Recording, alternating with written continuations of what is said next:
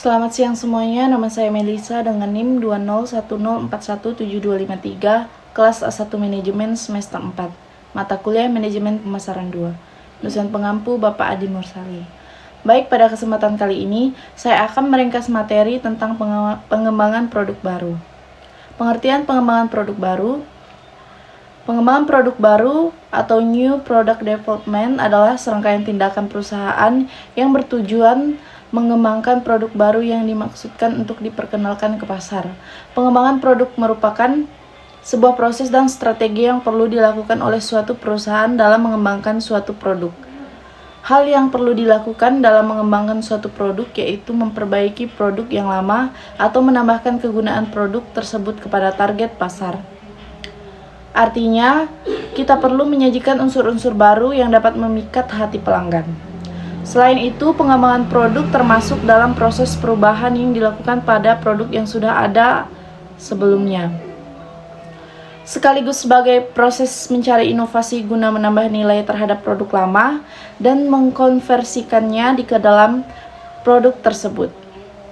Dengan dilakukannya pengembangan produk, itu artinya perusahaan sudah paham dan mengetahui terkait kebutuhan dan juga keinginan pasar. Tujuan pengembangan produk dari adanya pengembangan produk yaitu untuk memberikan nilai yang maksimal bagi para konsumen. Tak hanya itu, hal tersebut juga bertujuan untuk memenangkan persaingan perusahaan dengan cara memilih produk yang inovatif. Kemudian juga produk yang telah dimodifikasi dan memiliki nilai tinggi, baik itu dalam hal desain, kemasan, ukuran, dan lainnya. Setiap perusahaan memiliki pendekatan berbeda dan spesifik untuk pengembangan produk baru.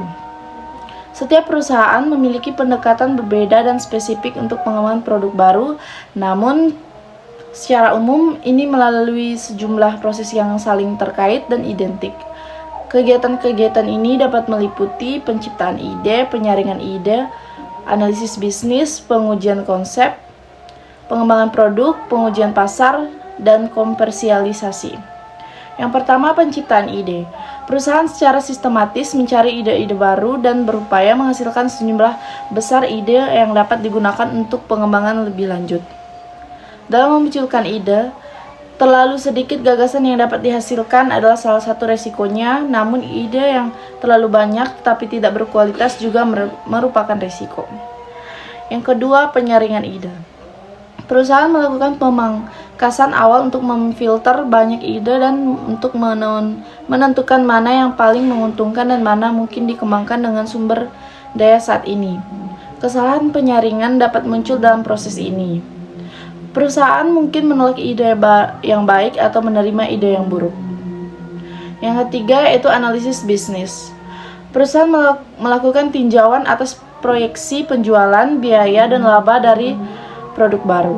Termasuk di dalamnya adalah analisis tentang persaingan yang ada atau yang potensial muncul di kemudian hari.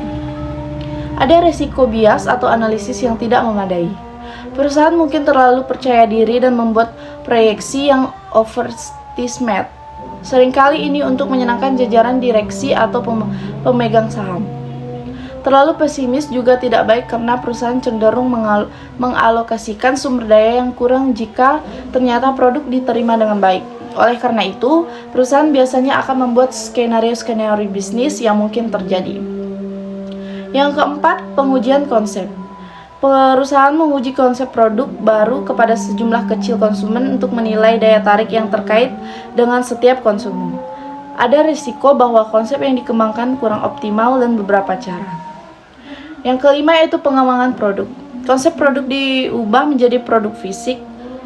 Dalam pengembangan produk, ada risiko bahwa masalah kualitas terlewatkan. Ini sering muncul ketika jumlah yang lebih besar diproduksi nanti. Yang keenam yaitu pengujian pasar. Produk dipasarkan secara realistis dalam skala kecil dan dengan cara yang terkontrol sehingga dapat belajar tentang penerimaan produk baru dan menyempurnakan pendekatan pemasaran keseluruhan. Dalam uji pemasaran, ada risiko bahwa pesaing dapat belajar dari kehadiran penawaran di pasar dan mendapatkan pengetahuan untuk mengembangkan respon kompetitif yang lebih efektif. Yang ketujuh, komersialisasi. Perusahaan memasukkan produk baru ke pasar pada skala yang lebih besar. Di sini perusahaan berkomitmen untuk bersaing, namun ada risiko bahwa produk akan gagal memenuhi harapan pelanggan atau manajemen perusahaan. Strategi pengembangan produk. Pada setiap perusahaan yang bergerak di bidang yang berbeda akan mengikuti strategi pengembangan produk masing-masing. Beberapa anggota akan melakukan inovasi, sedangkan yang lain akan fokus pada adaptasi dalam pengembangan produk saat ini. Apapun strategi yang digunakan, harus dilakukan secara jelas ketika merilis produk baru di pasaran. Ada beberapa strategi pengembangan produk yang harus kita lakukan, di antaranya meningkatkan produk yang sudah ada. Strategi ini dilakukan dengan cara membuat produk baru dari produk lama yang sudah ada sebelumnya. Kemudian dimodifikasi dan disesuaikan dengan keinginan pasar. Selain itu, kita juga perlu memotivasi target pasar untuk membeli produk yang kita tingkatkan. Hal tersebut berfokus pada penambahan fitur dan pembaharuan yang nantinya akan berpengaruh pada minat konsumen. Namun ada hal penting yang perlu diperhatikan, yaitu kita harus terus mencari fitur yang dibutuhkan oleh konsumen dari produk yang diperbaharui. Yang kedua yaitu meningkatkan nilai produk. Biasanya alasan pelanggan dalam membeli sebuah produk adalah karena nilai yang akan mereka terima dari produk tersebut. Dengan begitu, perusahaan perlu memperkuat lagi nilai produk dengan cara menawarkan fitur premium, meningkatkan kualitas produk, dan juga dukungan pelanggan. Nilai tambahan yang disajikan akan menarik konsumen baru. Kemudian, pelanggan yang sudah ada akan memperoleh sesuatu yang baru dari produk tersebut. Yang ketiga, percobaan. Menawarkan contoh atau sampel produk secara gratis akan membuat para pelanggan ingin membeli produk kita. Di sini, para pelanggan tentu akan memeriksa kualitas produk, dan dengan adanya sampel gratis akan membuat mereka semakin yakin untuk membeli produk versi premium. Penawaran gratis ini menunjukkan kepada para pelanggan bahwa apa yang akan mereka dapatkan jika membeli produk tersebut. Yang keempat yaitu spesialisasi dan sesuaikan. Kita bisa menyesuaikan beberapa produk dan menjadikan produk tersebut lebih spesial untuk menargetkan golongan pelanggan tersebut. Bahkan kita juga bisa menawarkan produk yang dipersonalisasi secara relevan dengan kebutuhan dan keinginan pelanggan. Hal tersebut akan membuat mereka berminat membeli produk yang kamu tawarkan dibandingkan dengan kompetitor. Yang kelima yaitu penawaran paket. Menawarkan sebuah paket baru tentu akan menarik perhatian para pelanggan. Kita bisa menawarkan produk dengan berbagai paket, seperti paket bundel, diskon, atau sampel gratis untuk membeli produk yang kita tawarkan. Paket di sini adalah sebuah penawaran yang tidak akan didapatkan oleh pelanggan lain. Terlebih jika kita menawarkan penawaran dalam waktu terbatas. Itu adalah termasuk ke dalam strategi pemasaran yang baik. Yang keenam yaitu lini produk baru. Lini produk baru adalah pengembangan produk baru di dalam lini produk yang masih relevan dengan lini produk yang sudah ada. Ketika kita ingin membuat produk baru, maka kita harus berhati-hati dengan pengembangan tersebut. Jangan sampai kita hanya fokus pada penawaran produk yang dibutuhkan oleh pelanggan. Produk baru harus dilengkapi dengan fitur yang baru, sehingga hal tersebut akan meningkatkan penjualan produk tersebut. Yang ketujuh yaitu mengubah gagasan atau ide. Strategi ini dilakukan dengan cara mengubah definisi dan ide baru. Contohnya, ketika kita membuat produk baru namun target pasar tidak menanggapi tawaran tersebut, maka kita perlu melakukan riset pasar dan mencari tahu keinginan serta kebutuhan pelanggan yang sesuai. Perusahaan juga perlu memberikan ide baru untuk produk yang akan dikembangkan dan disesuaikan dengan kebutuhan pelanggan. Yang kedelapan yaitu target pasar baru.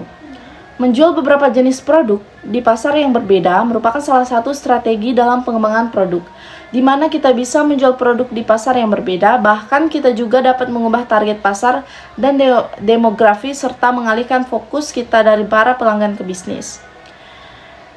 Jenis strategi pengembangan produk diantaranya, yang pertama memperbaiki produk yang sudah ada sebelumnya. Hal ini berarti perusahaan harus menggunakan fasilitas serta teknologi yang sudah ada untuk menciptakan inovasi baru dan memperbaiki produk lama. Dengan menggunakan cara ini, perusahaan tidak akan mendapatkan risiko yang besar, sebab mereka hanya perlu melakukan perubahan secara menyeluruh. Yang kedua yaitu memperluas lini produk dengan cara menambah item pada lini produk yang sudah ada. Kita juga bisa menambah di produk yang baru.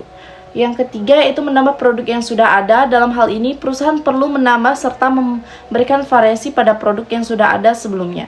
Kemudian memperluas segmen pasar dengan cara melayani berbagai jenis konsumen yang mempunyai selera yang berbeda.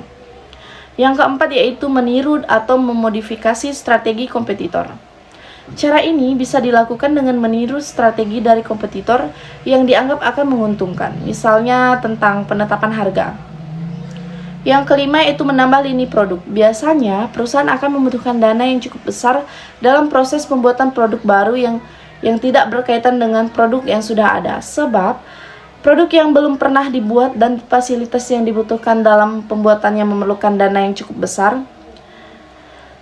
Baik, sekian dari saya. Mohon maaf jika ada kesalahan kata. Saya ucapkan terima kasih.